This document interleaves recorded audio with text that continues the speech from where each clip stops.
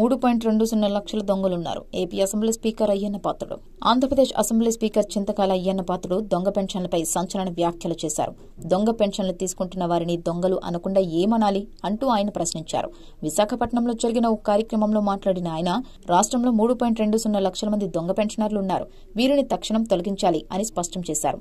దొంగ పెన్షన్ల వల్ల నెలకు 120 కోట్ల రూపాయల నష్టం జరుగుతుందని, ఏడాదికి 1,440 కోట్ల రూపాయల ప్రభుత్వ నిధులు పక్కదారి పడుతున్నాయని ఆయన తెలిపారు. ఎవరేమనుకున్నా నాకు అవసరం లేదు. ప్రజాధనాన్ని రక్షించడం నా బాధ్యత. ఈ దొంగ పెన్షన్లను తొలగించాల్సిందే అంటూ స్పష్టమైన ఆదేశాలిచ్చారు. అయ్యన్న పాత్రుడి వ్యాఖ్యలు రాష్ట్ర రాజకీయ వర్గాల్లో పెద్ద చర్చకు దారితీశాయి.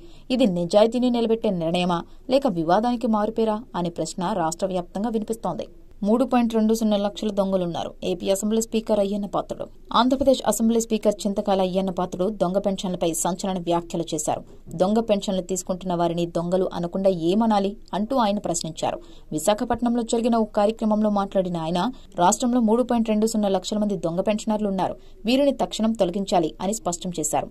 దొంగ పెన్షన్ల వల్ల నెలకు 120 కోట్ల రూపాయల నష్టం జరుగుతుందని, ఏడాదికి 1,440 కోట్ల రూపాయల ప్రభుత్వ నిధులు పక్కదారి పడుతున్నాయని ఆయన తెలిపారు.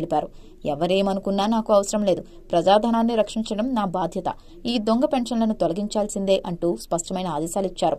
అయ్యన్న పాత్రుడి వ్యాఖ్యలు రాష్ట్ర రాజకీయ వర్గాల్లో పెద్ద చర్చకు దారితీశాయి. ఇది నిజాయితీని నిలబెట్టే నిర్ణయమా లేక వివాదానికి మారుపేరా అనే ప్రశ్న రాష్ట్ర వ్యాప్తంగా వినిపిస్తోంది.